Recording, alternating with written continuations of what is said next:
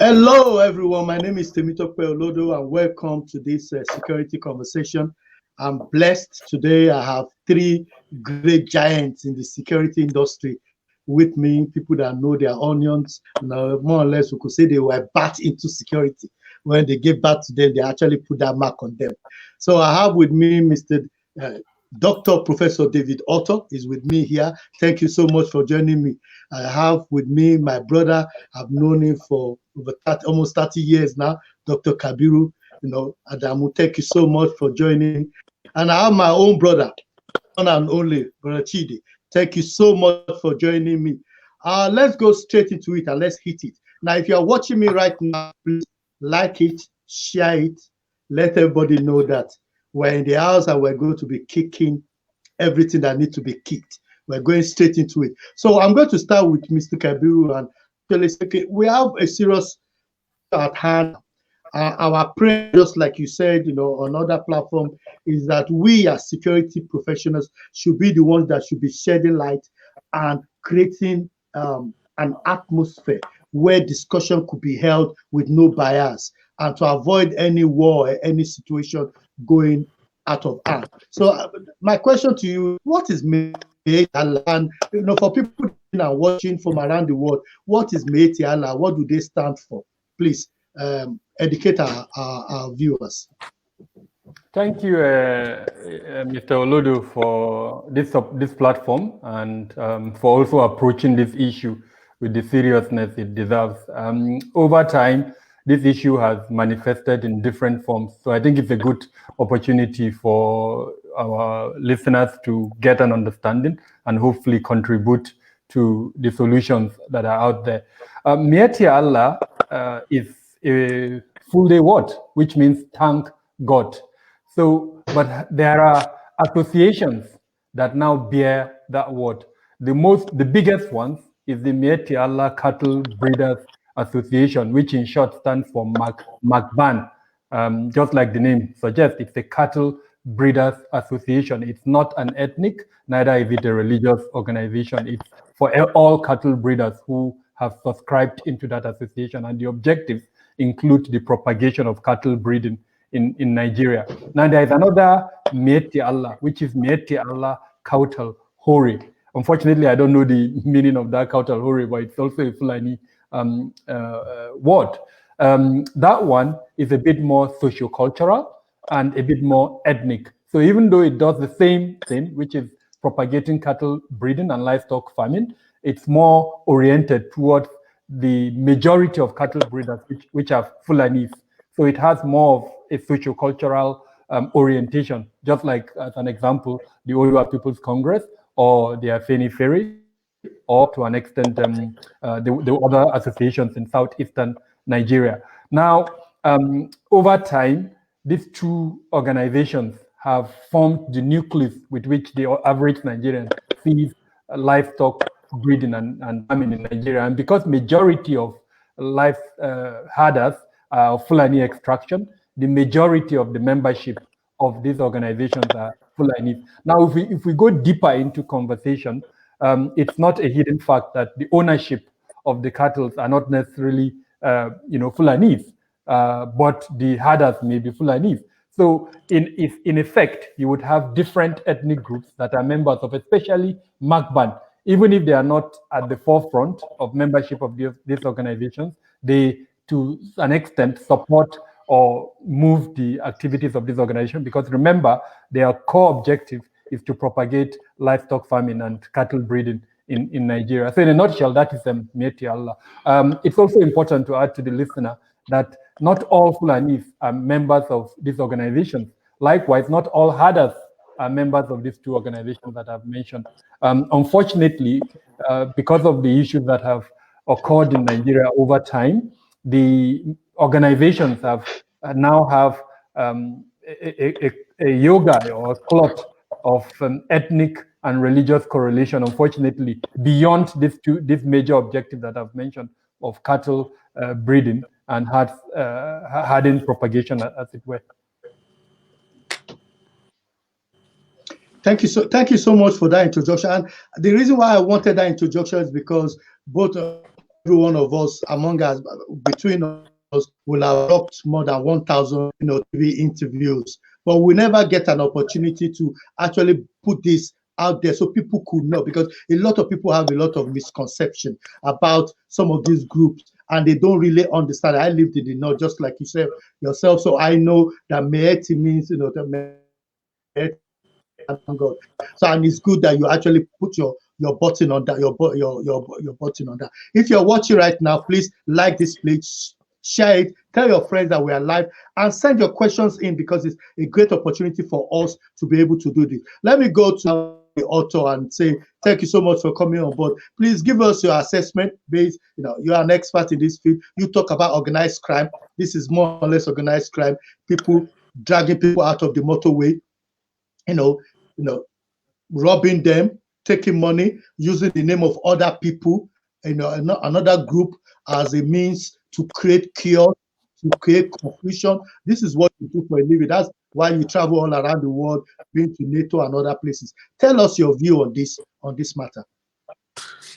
Yes, thank you very much, Mr. Temitope Oludu, and I am very much grateful to be part of this platform alongside Mr. Chidi and my brother there, Kebi Adamu. Now, I think Kebi has put it very well in terms of bringing to bear the analysis on the definition of what the Miyetti Allahs, what they do as an association.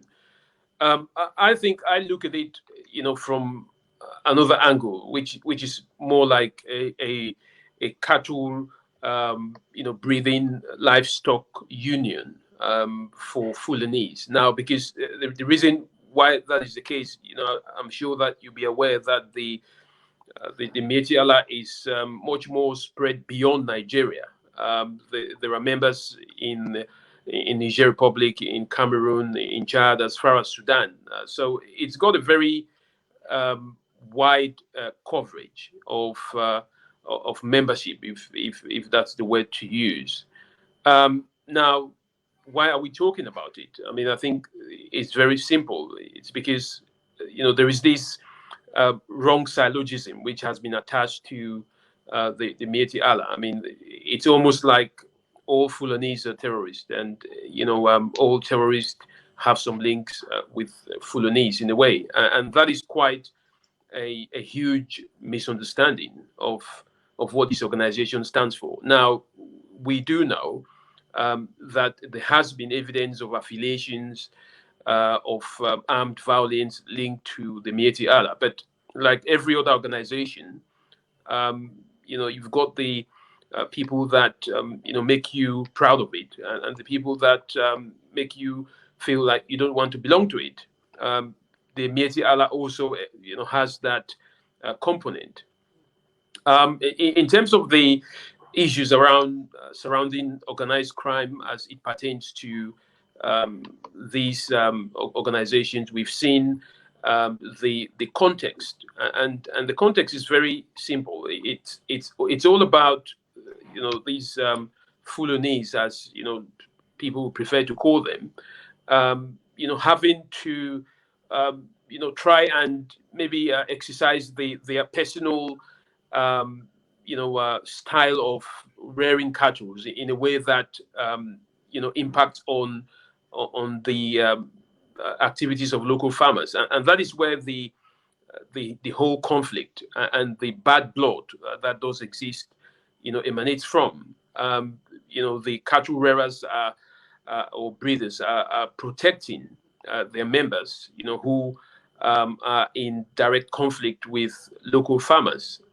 And because most of these local farmers are of different ethnicity, not in all cases, but in some of the cases, there is that tendency to label these individuals who, use the organization as a cover, as a terrorist organization, or a group that shades terrorist. So I think the dynamics of the cattle rearers as opposed to the local farmers in across, not just in Nigeria, as we all know. It's one that has to be looked into in a very specific context. The behavior of these individuals, should not be a representation of what the Miyetti Allah organization is, and in order for that not to happen, the leadership needs to really stand up and make it very clear, and not just make it very clear, but its actions have to be very clear in such a way that the organization is not labeled as all bad. So these are some of my my own observations on MACBA and other associations that are linked to the Miyetti Allah, and I think we'll dive down to details when that time comes. Okay, let me to Mr. Chidi, because we're now in a situation where it is that we got to this point. We note with interest that the Southwest, because of the challenges they've got with insecurity, decided to set up Amotekun.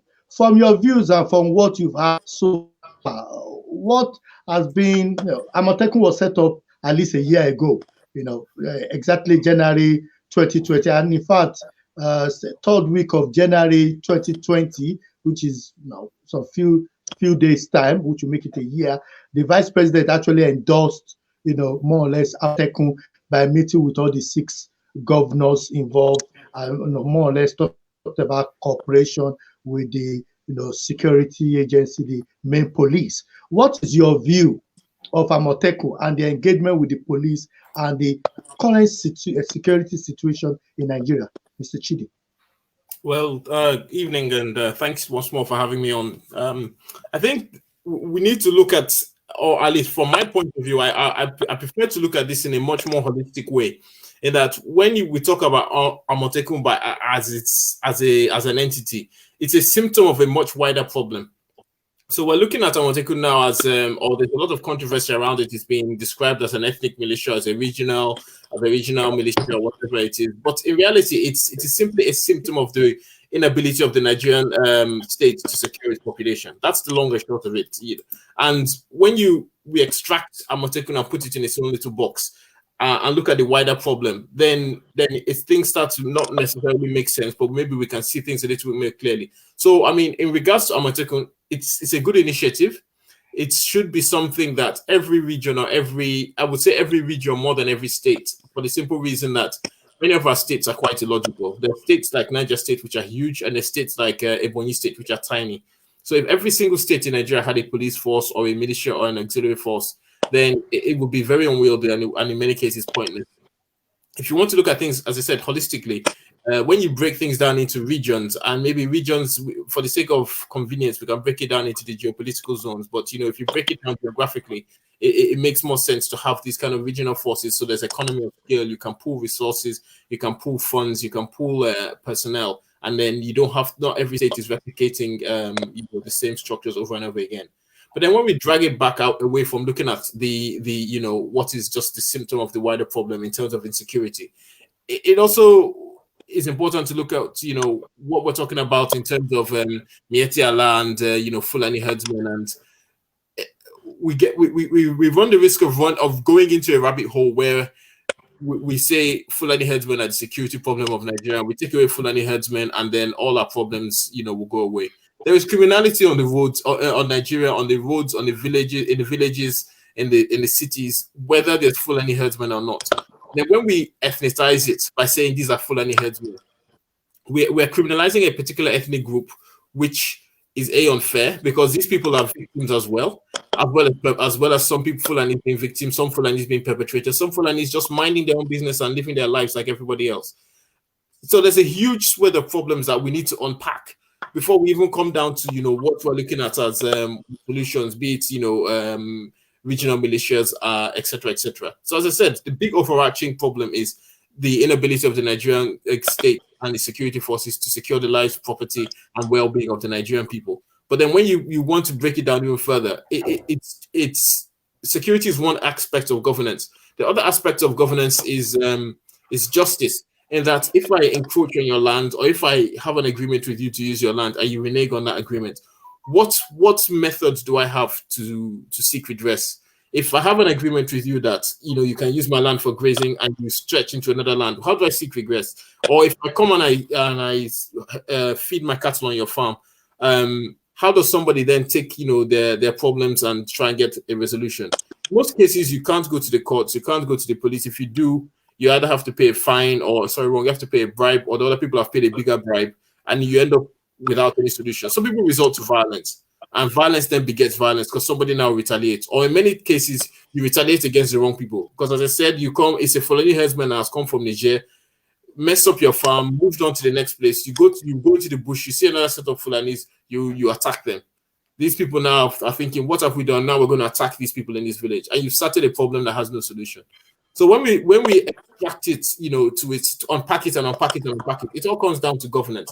That failure of governance is the underpinning of all the problems. And once we can address that, or at least look at it with clear eyes, then we can start looking at these solutions and we can understand why Amotekun is a good solution, but it's also a very, very dysfunctional solution.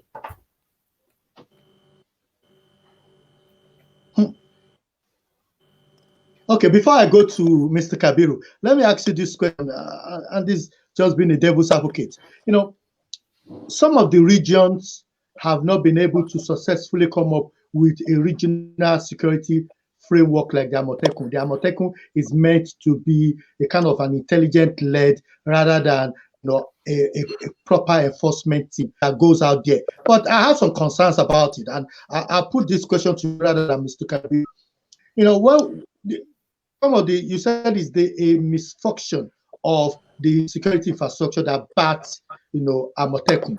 If Amotekun is meant intelligent outfit, and you've worked at least in the UK territorial army and things like that, why is it that the Amotekun never thought, as part of their building up of their intelligence network, to even have some other people from other regions as part of the members who would be a liaison person? So just like we do here in the UK, where you have somebody that is, from within the community, somebody that is an intelligence officer, that actually, when they are doing their community tension management, which is an area that Mr. Kabiru is very aware of, he will be able to say, okay, this is what has happened in this area, this is going to cause a problem. Somebody from within. But what we do is that we've recruited people, even the recruitment of the Amotekun, we must not kid ourselves. Most of us was just hearing that they've recruited people. We don't even know how they did their recruitment, what they trained them on. Was it a police training? Was it an intelligence training? None of us know that. So can you, in the first, talk about the fact that why is it that other regions have not been able to, use the example of Amotekun, and why is it that the structure that Amotekun was meant to be built upon is actually functioning, just based on the fact they've not brought in the appropriate stakeholders? So I would say the first thing in terms of other regions not being able to set... Mr. Kabiru, yeah. So, yeah, okay. So in terms of other regions now not being able to set up similar, the core problem, I would say, is political will. Now, without digressing into the internal politics of the Nigerian ruling party and all of their drama and issues, and let's not get involved in all of that. But I would say that the political will in other regions is not as strong. But at the same time, other states, if not regions, have tried similar things. So Zamfara states, the problem they're having today with bandits, some of these bandits that we have today were actually the vigilantes that were set up to stop cattle rustlers, to stop bandits, that then went and became even worse bandits or committed, exactly as I said, atrocities. Somebody then retaliated and it became a cat and mouse back and forth battle. In Borno State, you have the CJTF and the various different vigilante groups who are performing well now because they have a function, they have a very singular goal. However, you take away that singular goal from them, and I'm sure you have the same problems you have with Amotekun around. Every state in Nigeria has a vigilante group. You travel around the southwest, you will see, people, hunters on the road. You go to the east, you will see vigilantes up and down. Each of these vigilantes range from essentially kidnappers and area boys or jobless youths or local people, a whole mishmash of people with no kind of screening. So when we say that it's been tried everywhere in Nigeria, but Amotekun is the first attempt to formalize it and make it a regional thing rather than a state by state, local government by local government, neighborhood by neighborhood thing. Why is it not functioning properly? Well, this again is what I'm saying. The dysfunction of Nigeria translates down to the dysfunction of Amotekun, because the core of what Amotekun could provide would be a force multiplier for the police or for the whatever security force is there to provide bodies, either in terms of doing a search, doing a cordon, doing whatever it is, doing an investigation, but also most importantly, local knowledge, the ability to say, look at that man and say, yes, that man is from that man. He might speak Yoruba, we might be in Ondo State, but from his accent, I can tell you that he's someone from Ogun State. Something that me as an Igbo man would never be able to detect. And as you said, also being able to understand and liaise with those communities who are in that state or in that region, but are not, maybe indigenous to the region. So there are Fulani who have been living in the southwest for decades, if not centuries. It's very easy to say, okay, if I'm going to that whatever area you set up an Amotekun unit, you must have local representation. Every group in that area must be represented. That way, it avoids the risk of victimization, and it also gives you an insight into that group. And more importantly, it also means that if there is any community tension, the people in community A will know that their person is in Amotekun. People in community B will know their person is there. So they have a stake. They're not going to go and attack them and say, "Oh, we're just attacking those people." So there's again, it comes down to the what I said earlier, governance. People who maybe struggle with very basic tasks of governance.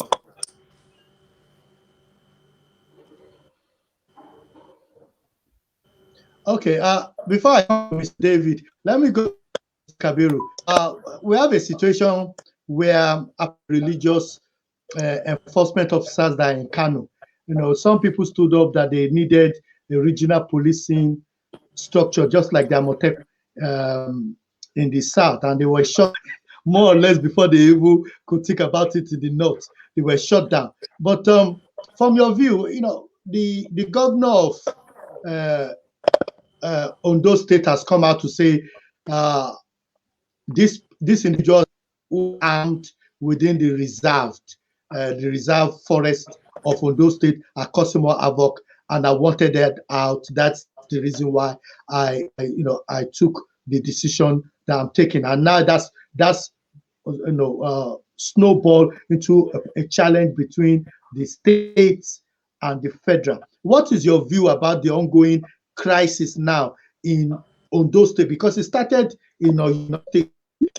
We notice that they say they are killing people. Are they killing ordinary individuals who, because of the fact that they are associated with that particular group, of the Fulani extraction, or is it that they are actually people who are not even Nigerians in the first place? So you have a better understanding of this. Give us your view from what happened because it all started from your state, so a few days ago, a few weeks, just 1 or 2 weeks ago, and then it snowballed into Ondo State. So give us your view on that. Thank you, Mr. Olodo. The reality is that the issue is complex, it's multidimensional, and you will not do justice if we give this single narrative view that unfortunately is very common in the media.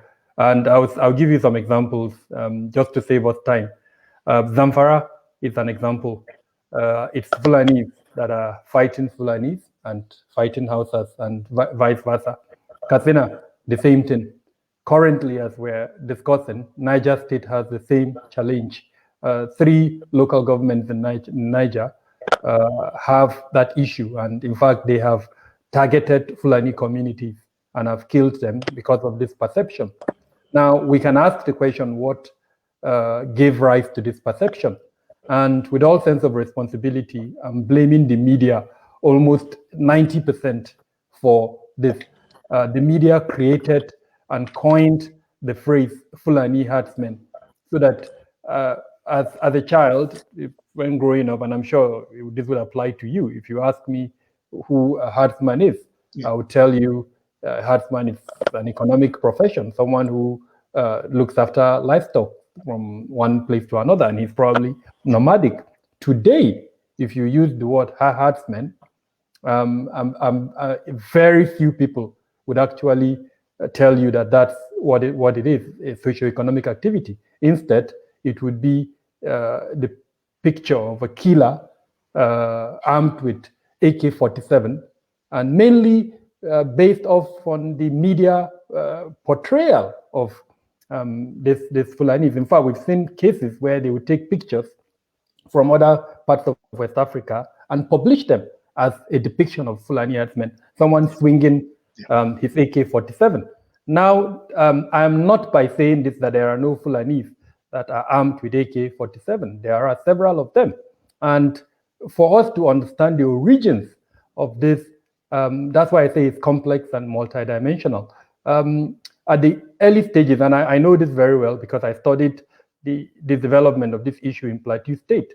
There were Rugas in Plateau State as far back as 1960. I grew up partly in Plateau State, and I know that there were Rugas that were in existence in Plateau State. Now, those Rugas have been decimated. In certain instances, the Artos and their families have been killed. And in fact, this is not hearsay, I've seen the head of an Artos spiked on a farm close to the Rugas. Now, the reason why I'm bringing you this is, just like Chidi mentioned, incidents have happened in the past, and both sides, I'm not justifying the actions of any side, but there is a failure of the criminal justice system that has led us to where we are. Now, cattle rustling is also an issue, where cattle are rustled belonging to these Fulanis, and they reported to the law enforcement agencies. In the past, and probably up till now, instead of the law enforcement agents looking into that issue and helping them recover the rustled cattle, they begin extorting them. There are documented cases of where these Fulanis have been arrested, locked up, detained, just because they reported that their cattle have been stolen, and then they are being extorted. So I think over time, they began arming themselves to protect, as it were, themselves.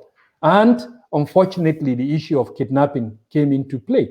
Of course, for someone, I mean, like I said, it's multidimensional. If we pick today, if you sell a cow, it will probably fetch you 125,000 or max 250,000. But someone who picks a gun, blocks the road, conducts kidnapping, and then gets maybe ₦1 million from that kidnapping.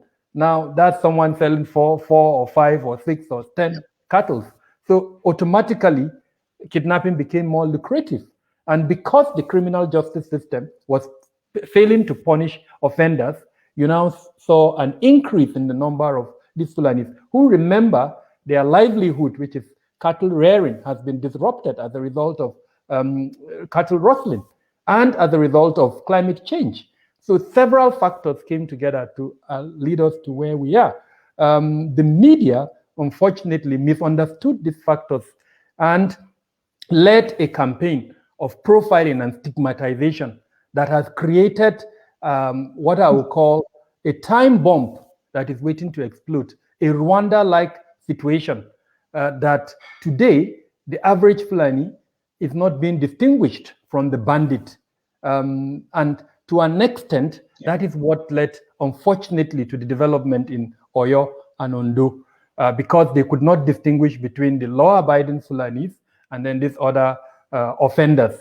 And I'm very happy Chidi mentioned this at the beginning. There are law-abiding Fulanis, and unfortunately there are criminal Fulanis. But are they doing this criminality because they are Fulani or because they are herdsmen? The answer is no. Just like any other Nigerian who decides to pick criminality, that's the reason. Then there is also a very important element that we need to discuss, and this is the conspiracy theory that is going around in several parts of Nigeria, that the arming of some of these Fulanis was deliberate because there is a centrifugal force at play that is trying to divide. Remember that part of the reasons why 2015 and 2019 swung in a particular direction was because of the convergence of two forces, the northern forces and the southwestern forces. Now you divide that force, and then you would have created a political force that would be advantageous for you in 2023. And currently, that is being achieved, because if, for instance, there is a division between the Southwest and the North, then that whoever is driving that force will have an ability to determine the outcome of the 2023 election. So it's multidimensional, it's complex, and we should avoid the single narrative that would point a finger at a particular ethnic group to say that they are responsible, unfortunately, for some of the issues that are at play. Thank you so much. And before I go to Mr. David, let me ask you this question.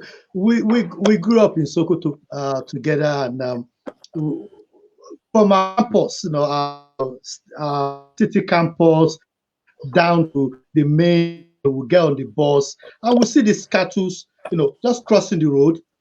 We've never had conflict in Sokoto. Sokoto now seems to be more like an epicenter where many people are slaughtered, in their tents and 50s. What is really the problem? What is really escalated? Like you mentioned, the media, but why is the peaceful Sokoto that we know, or the peaceful Sokoto state, and Kebbi was part of Kebbi and Sokoto, why is it that this place now that we grew up, that we used to walk down the road, I grew up in the barracks, I went to a military school there for coming to Unisok. What caused all this conflict from your perspective? Three basic things, but the two most important ones are developments in the Sahel. Libya happened. We saw, the gun-running channels that emerged from Libya, finding a readily accessible market in northern Nigeria. Our porous borders that allowed the inflow of these weapons, and also allowed the inflow of armed Fulani groups in other parts of West Africa, in the Sahel region, such as Mali as an example, and Niger, and several other parts of West Africa, who, for a lot of reasons, some of them climate change, some of them socioeconomic, allowed that kind of migration. And then, of course, the big one, the elephant in the room, is the collapse of the criminal justice system in Nigeria that is unable to punish offenders. So all of this happened, and of course, the result is what you are seeing. You're right. Several local governments in Sokoto are being raided almost on a daily basis. To an extent, I know that there are certain parts of Sokoto that, frankly, the authority of the Nigerian state is either non-existent or very, very weak as a result of the presence of these bandits that are armed and are calling the shots.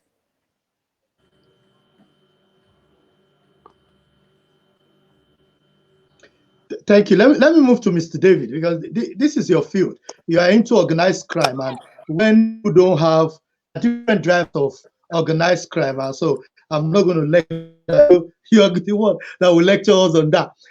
The problem we have now is that even people living in Sokoto, very close to Ilela, these are areas that I know. I used to go on there and go to those places. I said people prefer to actually go and live in Ilela, which is Niger, to go and build a house there because of the security there compared to Nigeria. But you are the project director of Step In, Step Out. And Step In, Step Out, for those that don't know it, is more like a de-radicalization project. And we know that where people have got into the life, it's just like Abiru said, the Step In, Step Out be a very good option to bring out people that have moved into the life of criminality, because we know that, just like we said, there are bad Yorubas, there are good Yorubas, there are bad Igbos, there are good Yorubas, good Igbos, and there are bad Fulanis and there are good Fulanis. The bad Fulanis, how can we bring them out of this, challenge that and use the Step In, Step Out, kind of model to help the government, because the government seems not to know what to do on this matter. How can we use can we use a de-radicalization kind of model or to help to address this ongoing challenge in northwest Nigeria, north central, and even southwest Nigeria as we speak?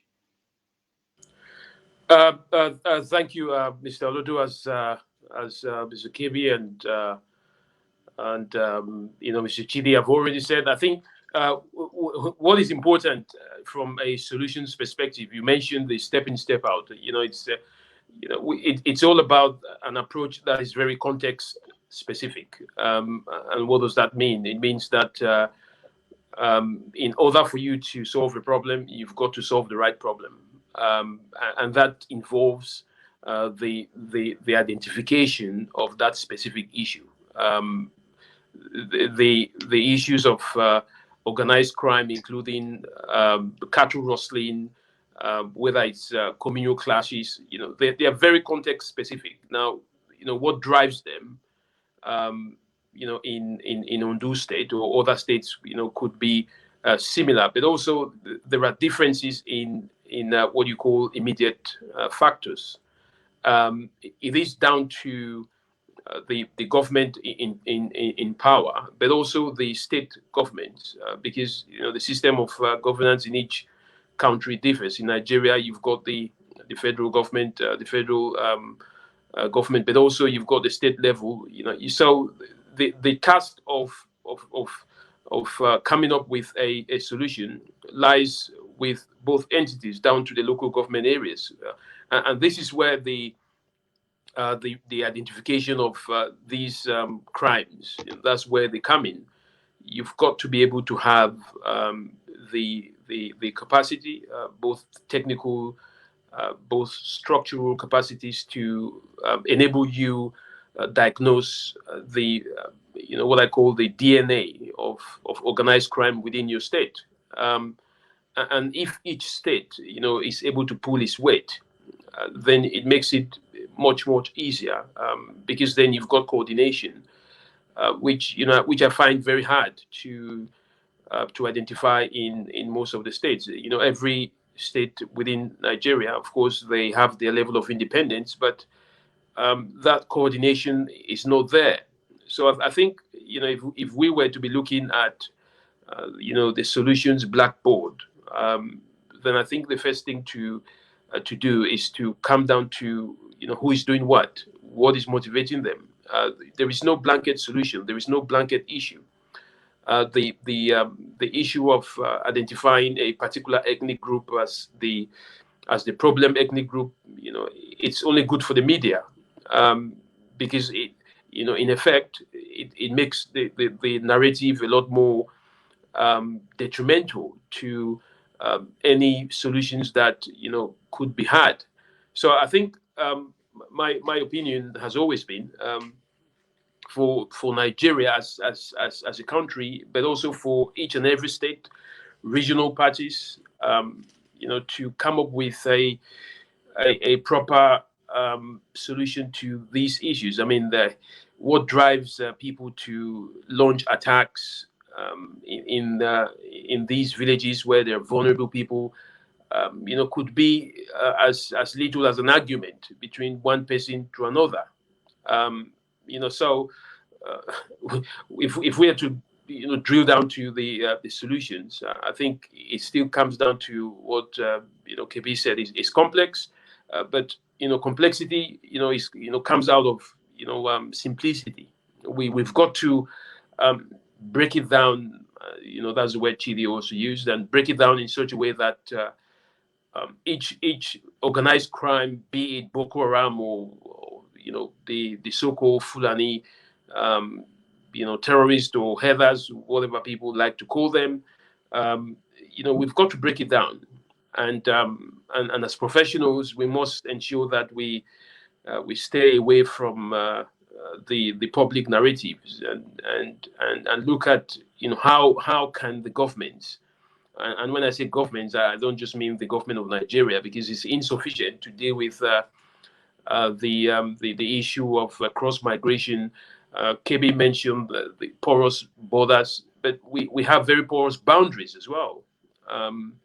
Most of these cross-border crimes do not occur through the borders; they occur through the boundaries. That is an issue that requires the efforts of the federal government, but also the efforts of the states that are located within these border and boundary regions. So if you want to apply the the step-in, step-out strategy, which I think is a very fine strategy because it specifically talks about what is the problem and how do you align that to the solution. It's best to drill down to what national strategy does exist in Nigeria. I know we have the national the NACTEX, the National Counterterrorism Strategy, but I am very much aware that there is a challenge in terms of its effectiveness at this point in time. But for the militarization of some of the jihadist activities in the north, but generally, I believe that there is an overfocus on terrorism, which deserves it. But there has to be a balance of the government's attention on all organized crimes, because as we all know, there is a very strong link between these crimes and terrorism. But unfortunately, the media plays a very crucial role. States are very much aligned towards policies that are loved by the media. So wherever the media swings like a pendulum, the state will also swing its policies. So I think our role here, perhaps, if not to profile solutions, is to turn the government's head towards these issues, because my belief is that the over focus on terrorism means that there is a huge gap which has been created, and what I find from an operations perspective is that there are so many organized crime groups that have now labeled themselves or prefer to be called terrorist organizations, so that they can easily escape law enforcement investigation. I mean, I give you a very good example of the fact that when the Kankara boys were kidnapped by the what they call the armed robbers, or armed bandits, it was easier for them to come up with the idea that it was Boko Haram. And the reason why they did that was because, once you say it's Boko Haram, it ups the stake.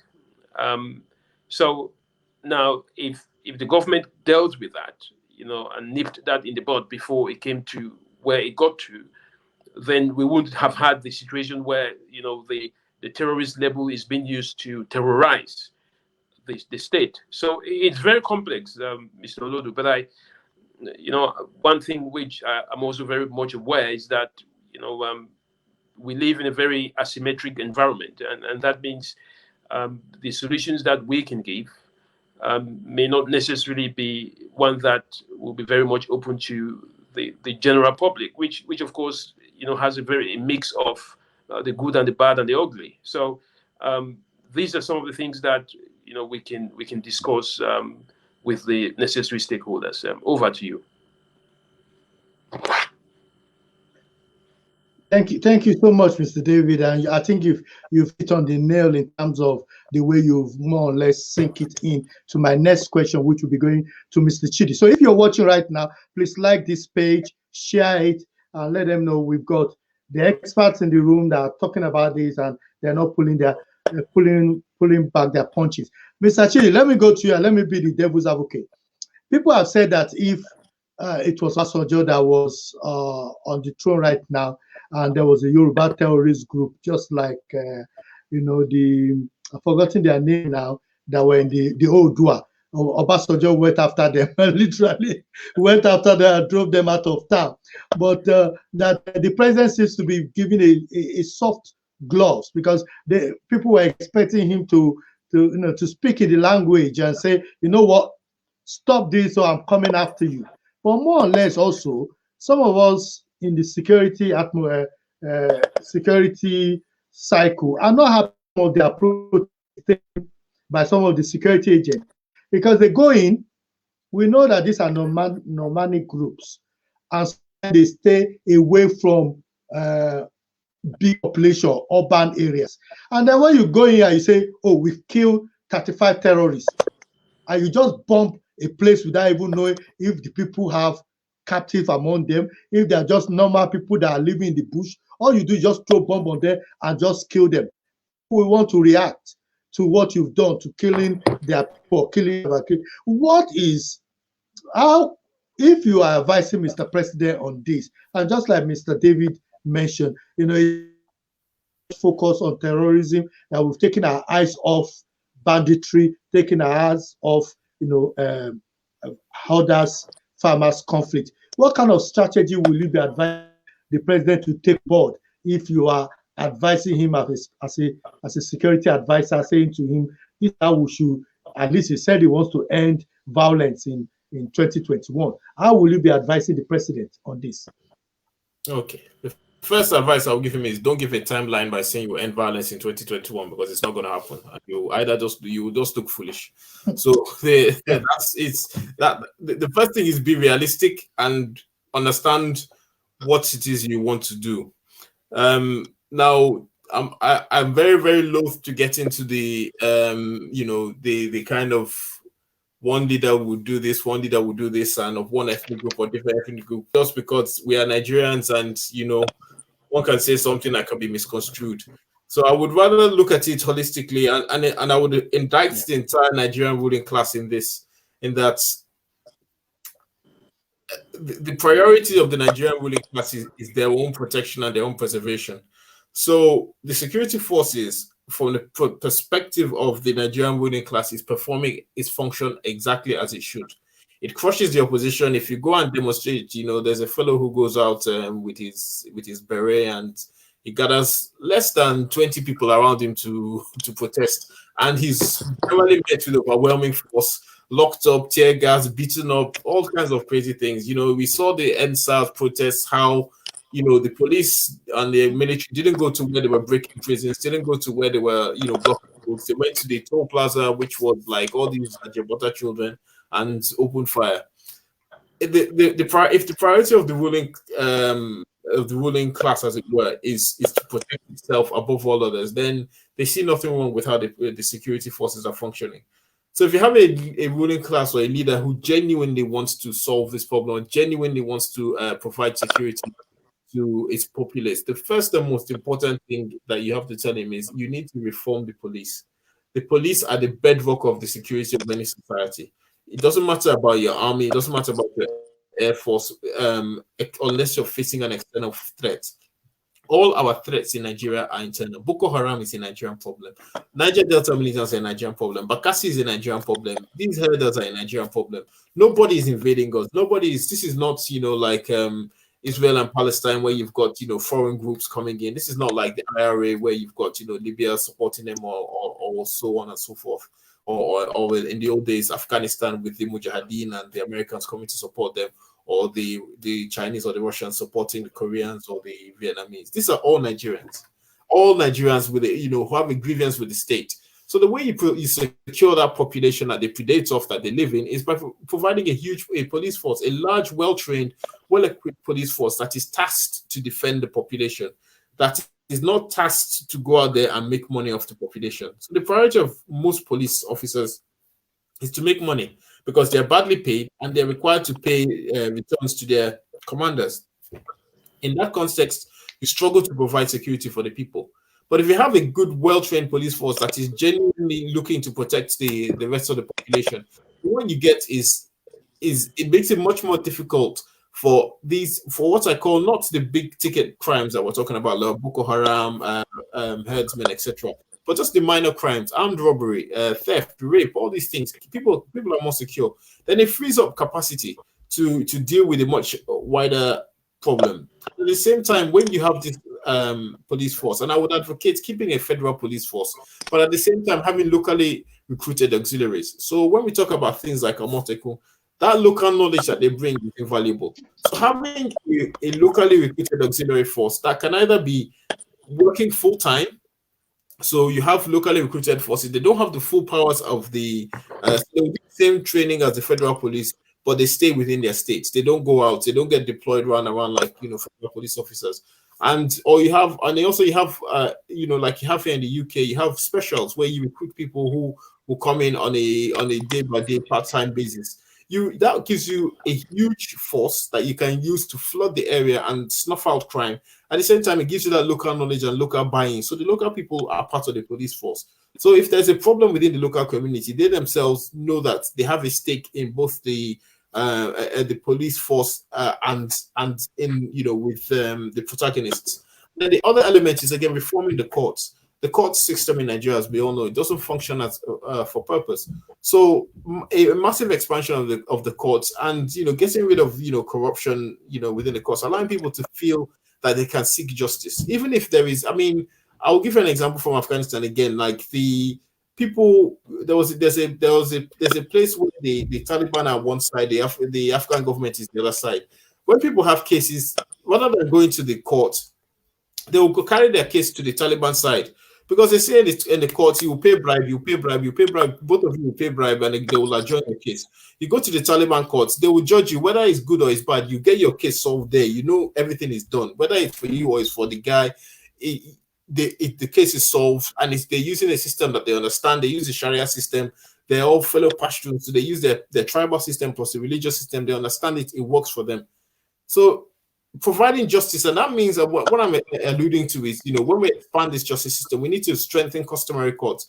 We need to give. I would not advocate giving traditional rulers, this kind of power, but we can use traditional rulers as informal mediation service, and then have customary courts, and then you start having the state courts, and then you start having the federal courts. But making sure people have access to a form of justice that they believe in, that they know is going to work for them, will help mitigate a lot of these problems. So police, law and order is my solution if I was asked.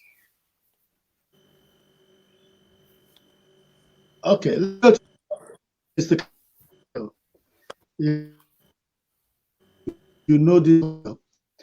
Let's talk about risk assessment, from a Nigerian perspective, because this is your field. This is what you wake up every morning doing. Why is it so difficult? Here in the UK, for my colleagues in the UK, I can call my member of parliament now and say, you know what, we need to discuss the Fulani herdsmen challenge in Nigeria. And she will say, tell me, do you need a room? And then we'll have a discussion with members of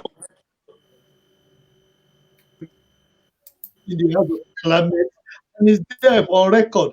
Why is it so? Even our leaders, I've never seen where they brought the security infrastructure, the security consultant like yourself, to bring them into a room to say, let's discuss Nigeria security challenge. And I mentioned something earlier to Mr. Chidi. I would like to ask you about that. Why is it difficult that we can't even embed some of? I've not heard of the military saying we're sending people we're having intelligent officers, sent in, to work, within because we know the group that is involved, sending intelligent officers into this field to actually go in from the Fulani extraction, or even Amotekun having people like yourself to advise them.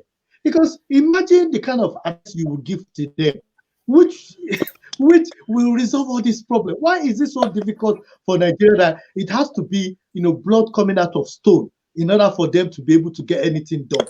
Please enlighten me, because a lot of our viewers are confused. They don't understand why everything seems to be quite difficult in Nigeria from a Nigerian perspective.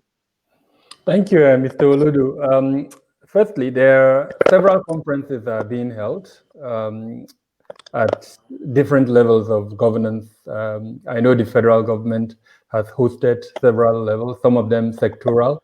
The parliament too has hosted at least a major security conference.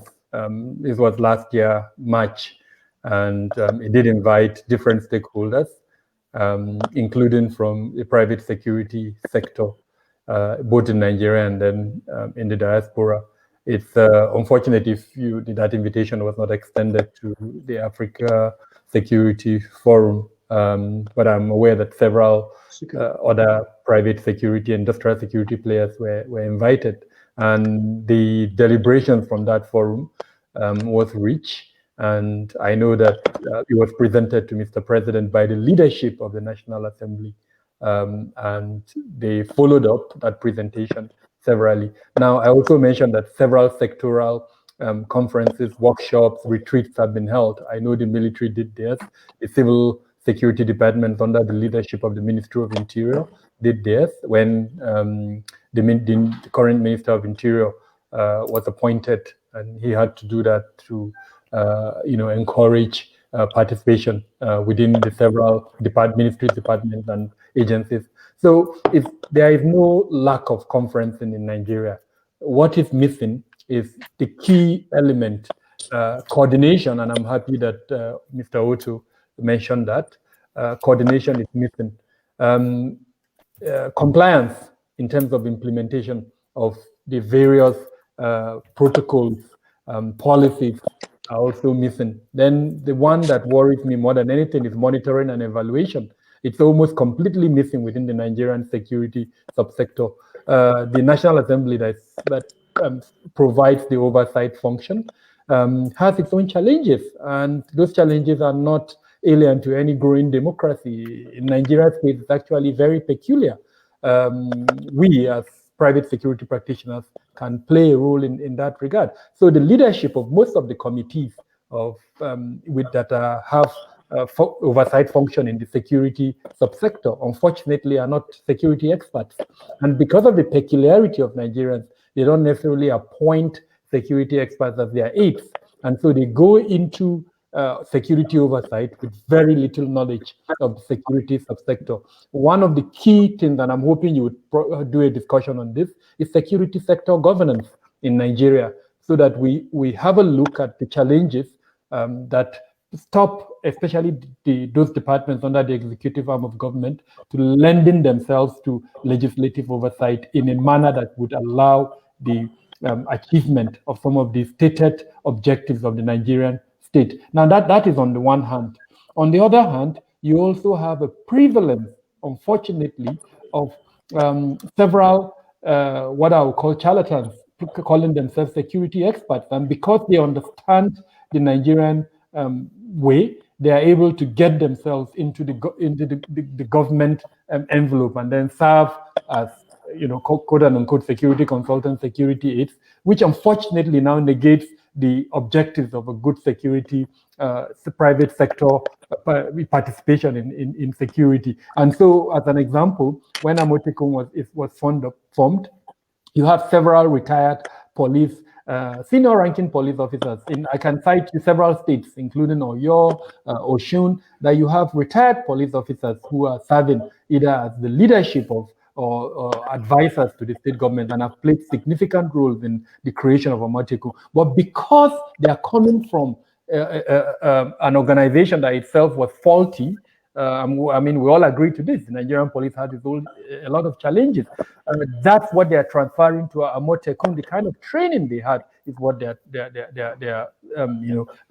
passing on to Amotekun. And so Amotekun is now creating operatives that are a replica of the Nigerian police that we all don't like, unfortunately. So these are all sort of the complexities that we have. But I want to emphasize this point. It's not that there are no conferences. A lot of conferences have taken place, and their submissions are quite amazing. There's nowhere in the world that those submissions will not compare in terms of quality and standard.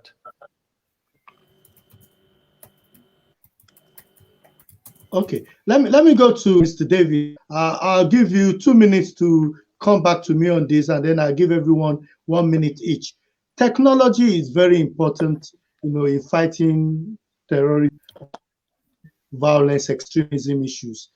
We know here in the UK, there's a lot of technology that is being used, apart from, satellite map, we're talking of body cameras that could be worn so that human rights abuses are excluded from what we do.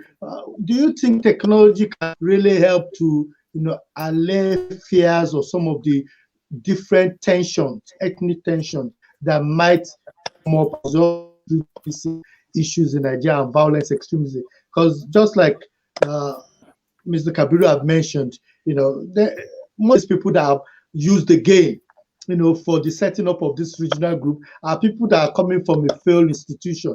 And we've not heard of Amotekun using any significant technology. We've not heard of them using any mapping system. We've not heard of them training their staff or the enforcement officer using technology, using iPads, using notebook to send information. We don't even know if they record their crimes in any way. So what is your view on that? Do you think technology can really help and is it important that Nigeria should actually be looking, at least in 2021, to embed technology to achievement of crime reduction?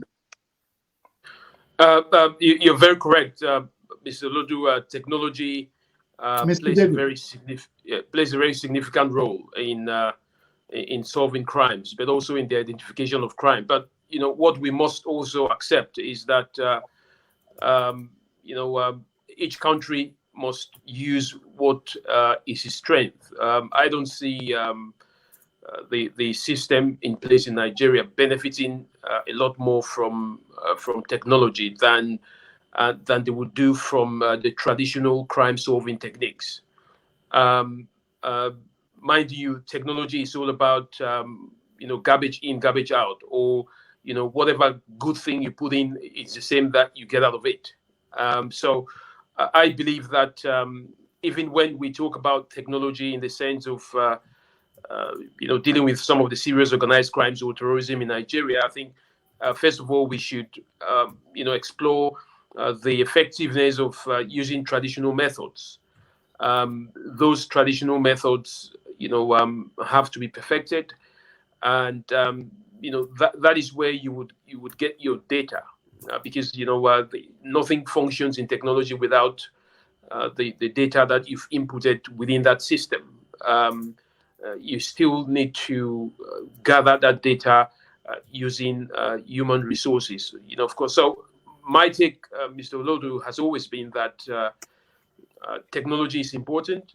We've seen how crucial it is in crime and criminality, in terrorism, how it is being used to drive narratives. But when it comes to using technology as a crime fighting tool, that has to be a process that moves from one stage to another. I think what is important here for Nigeria. Go on. Yeah. I think what is important for Nigeria, I'll just rush on that. It's for it to be able to design a very effective strategy that identify its threats, looks at its vulnerabilities, comes up with an estimate of what areas they need to get into. And if we have good leadership and institutions that can play that role, that can be accountable, whether you're talking about the executive, judiciary, or the legislative, then things will work. But you've got to get the right people to do the job.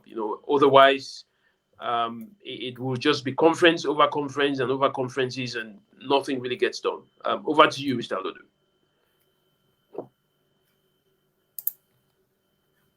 Okay, thank you so much. Let me go to, as we're rounding up, Mr. Chidi. In 1 minute, what is your prospect for Nigeria 2021 from a security perspective?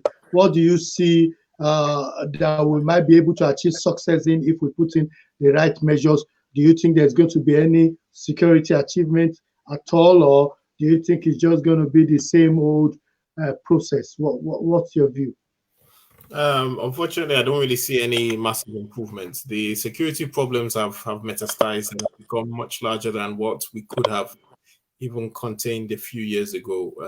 It comes down to the problems. So if we break our problems down into, the Boko Haram in the northeast, that is actually the most manageable of Nigeria's security problems. Because you can isolate them and maybe fight them, in a purely military sense.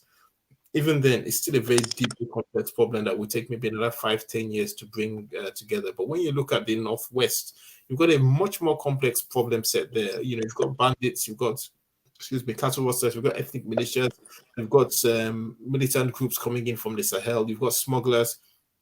That's a huge problem set. When you come down again to Niger State, to Benue State, to Taraba State, where you've got ethnic crisis, as well as smugglers, as well as kidnappers, as well as cattle rustlers, hugely complex problems and hugely complex terrain. The hills and the forests of Adamawa, Taraba, that will take a lot of manpower to garrison. We're not even talking about the Niger Delta and these things. And then at the same time, the normal security problems that all of us face in Nigeria, just traveling from A to B and dealing with armed robbers, dealing with kidnappers, and all of these things that will affect everyone. So unless there is a massive increase in police, as well as a new training program, reform of their terms and conditions, as well as a massive increase in the army, and an increase in their training, and a clear political will to end these problems, I see these problems metastasizing and creating a much more significant problem for the state.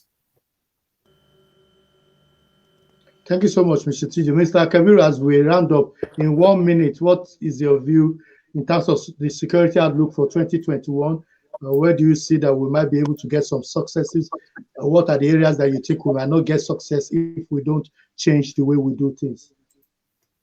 Very importantly, the language coming from Mr. President is very encouraging when he promised that he's going to end insecurity in 2021. I think that's a very good platform to start, even though we as security professionals know that's a tall order, and it's very unlikely that that order will be met.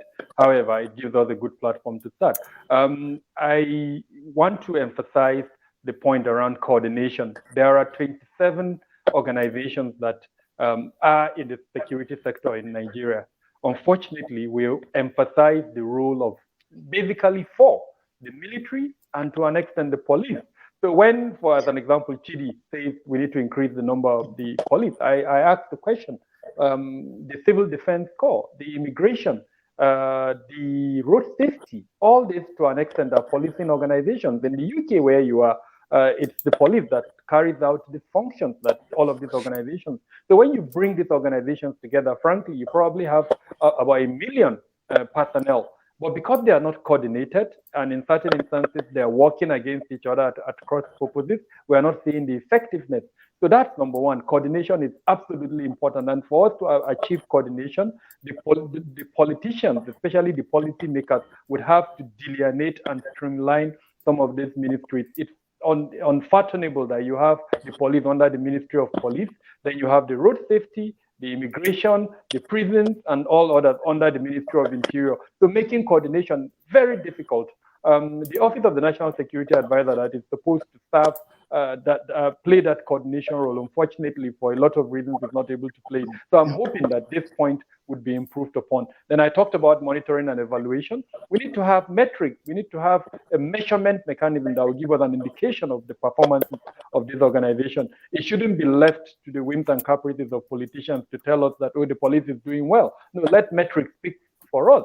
Let's see clearly if there is a performance. I know there is an argument around, metrics within the security sector, but given the circumstances in Nigeria, I would say the way to go is, monitoring and evaluation. And then lastly, I think as Nigerians, we need to reduce the level of conspiracy that is surrounding some of these security motives. We need to support to a greater extent the security organizations by providing information that would assist the kind of messaging currently ongoing, especially with regards to some of the security issues. We've talked extensively around the herdsmen issue, and that messaging would not help us, would not allow us to solve the problem.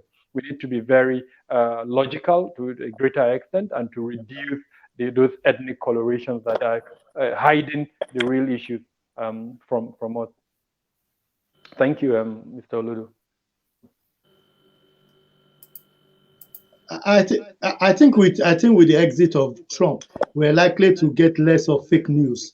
So that might help people to change their mind, not pushing fake news, since the master of fake news is taking off Twitter. Let me go to Mr. David and give you the last 1 minute. Of course, your outlook for Nigeria from a security perspective, just like your two colleagues have said. What do you think?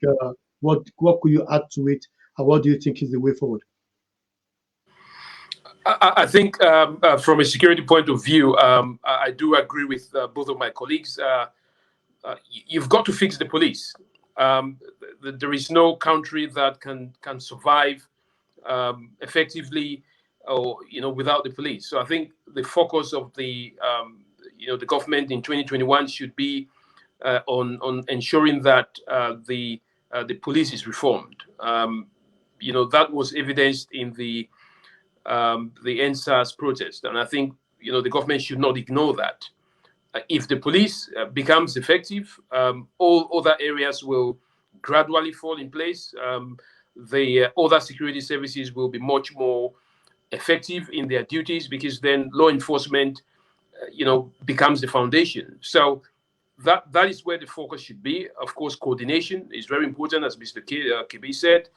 Nigerians should be able to, be on the side of the law and do their best to create a positive narrative for their security services, because that is what other countries do. And I also think that the relationship between the security services and the population and Nigerians should really improve.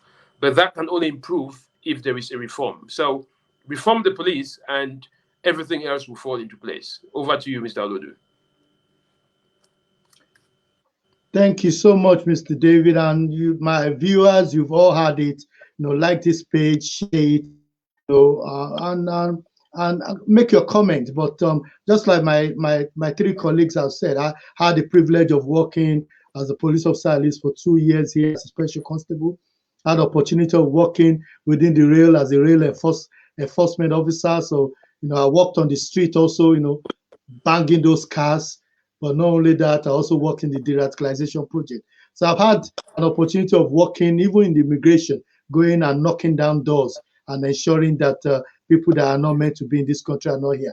And I've seen coordination across. And that's what my colleague, Chidi, Mr. David, and Mr. Kebura said. Thank you so much, everyone, for tuning in. Thank you so much, Mr. David. I really appreciate you, Mr. Chidi. I appreciate you, Mr. Kebiru. I appreciate you. And for me, it's good night, and thank you so much. Do not forget to tune in again on Saturday. We're going to have a special program at 12 noon and then another one at 8 p.m. And until then, God bless you all. God bless the Federal Republic of Nigeria. God bless Africa.